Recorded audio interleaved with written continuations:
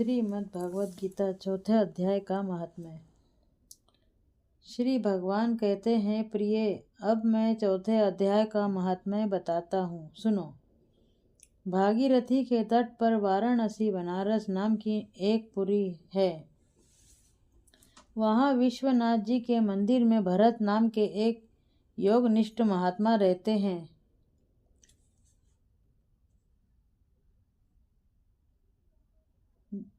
जो प्रतिदिन आत्मचिंतन में तत्पर हो आदरपूर्वक गीता के चतुर्थ अध्याय का पाठ किया करते थे।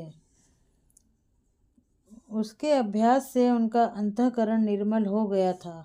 वे शीत उष्ण आदि द्वंद्वों से कभी व्यथित नहीं होते थे।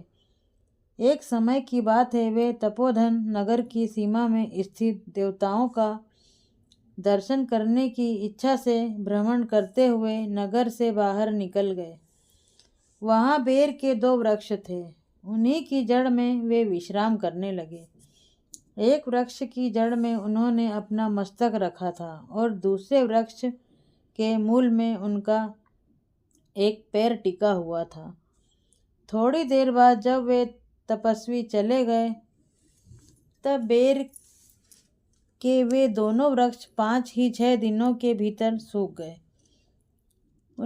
उनमें पत्ते और डालियां भी नहीं रह गईं। तत्पश्चात वे दोनों वृक्ष कहीं ब्राह्मणों के पवित्र गृह में 2 कन्याओं के रूप में उत्पन्न हुए। वे दोनों कन्याएं जब बढ़कर 7 वर्ष की हो गईं, तब एक दिन उन्होंने दूसरे देशों से घूमकर आते हुए भरत मुनि को देखा। उन्हें देखते ही वे दोनों उनके चरणों में पड़ गईं और मीठी वाणी में बोली, मुने, आपकी ही कृपा से हम दोनों का उद्धार हुआ है। हमने बेरी की योनि त्याग कर मानव शरीर प्राप्त किया है।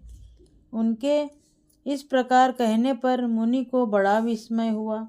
उन्होंने पूछा, पुत्रियों, मैंने कब और किस साधन से तुम्हें मुक्त किया था? साथ ही यह भी बताओ कि तुम्हारे बेर के वृक्ष होने में क्या कारण था, क्योंकि इस विषय में मुझे कुछ भी ज्ञात नहीं है। तब वे कन्याएं पहले उन्हें अपने बेर हो जाने का कारण बताती हुई बोली, मुने, गोदावरी नदी के तट पर छिन्नपाप नाम का एक उत्तम तीर्थ है, जो मनुष्यों को पुण्य प्रदान करने वाला है। वह पावनता की चरम सीमा पर पहुंचा हुआ है। उस तीर्थ में सत्य तपा नाम एक तपस्वी बड़ी कठोर तपस्या कर रहे थे। वे ग्रीष्म ऋतु में प्रज्वलित अग्नियों के बीच में बैठते थे। वर्षा काल में जल की धाराओं से उनके मस्तक के बाल सदा भीगे ही रहते थे तथा जाड़े के समय जल में निवास करने के कारण उनके शरीर में हमेशा रोंगटे खड़े रहते थे। वे बाहर भीतर से सदा शुद्ध रहते,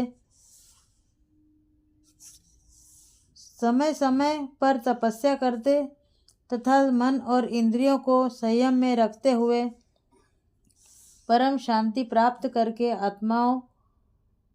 आत्मा में ही रमण करते थे। वे अपनी विद्वता के द्वारा जैसा व्याख्यान करते थे, उसे सुनने के लिए साक्षात ब्रह्मा जी भी प्रतिदिन उनके पास उपस्थित होते और प्रश्न करते थे। ब्रह्मा जी के साथ उनका संकोच नहीं रह गया था, अतः उनके आने पर भी वे सदा तपस्या में मग्न रहते थे। परमात्मा के ध्यान में निरंतर संलग्न रहने के कारण उनकी तपस्या सदा बढ़ती रहती थी।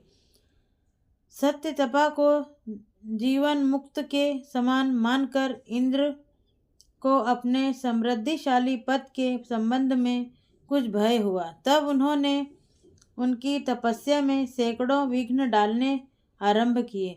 अप्सराओं के समुदाय से हम दोनों को बुलाकर इंद्र ने इस प्रकार आदेश दिया, तुम दोनों उस तपस्वी की तपस्या में विघ्न डालो, जो मुझे इंद्र पद से हटाकर स्वयं स्वर्ग का राज्य भोगना चाहता है। इंद्र का यह आदेश पाकर हम दोनों उनके सामने से चलकर गोदावरी के तीर पर, जहाँ वे मुनि तपस्या करते थे, आई।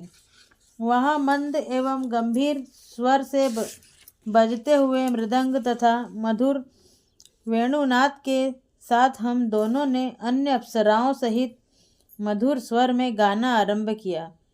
इतना ही नहीं, उन योगी महात्मा को वश में करने के लिए हम लोग स्वर, ताल और लय के साथ नृत्य भी करने लगे। बीच बीच में जरा जरा सा अंचल खिसकने पर उन्हें हमारी छाती भी दिख जाती थी।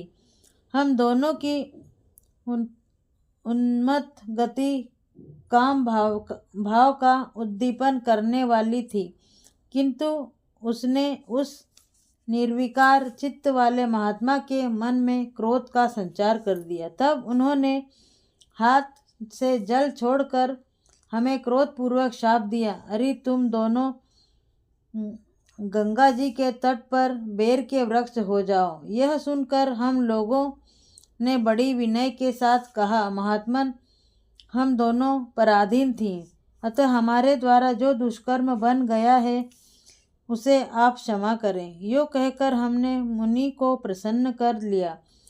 तब उन पवित्र चित्त वाले मुनि ने हमारे शापोद्धार की अवधि निश्चित करते हुए कहा, भरत मुनि के आने तक ही तुम पर यह शाप लागू होगा।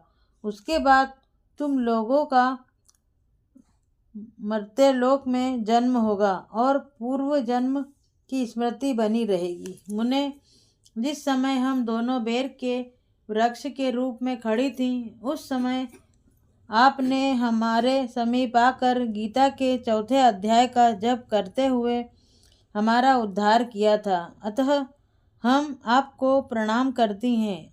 आपने केवल शाप से ही नहीं, इस भयानक संसार से भी गीता के 4 अध्याय के पाठ द्वारा हमें मुक्त कर दिया। श्री भगवान कहते हैं, उन दोनों के इस प्रकार कहने पर मुनि बहुत ही प्रसन्न हुए और उनसे पूजित हो विदा लेकर जैसे आए वैसे ही चले गए, तथा वे कन्याएं भी बड़े आदर के साथ प्रतिदिन गीता के 4 अध्याय का पाठ करने लगी, जिससे उनका उद्धार हो गया। श्री नारायण भगवान की जय।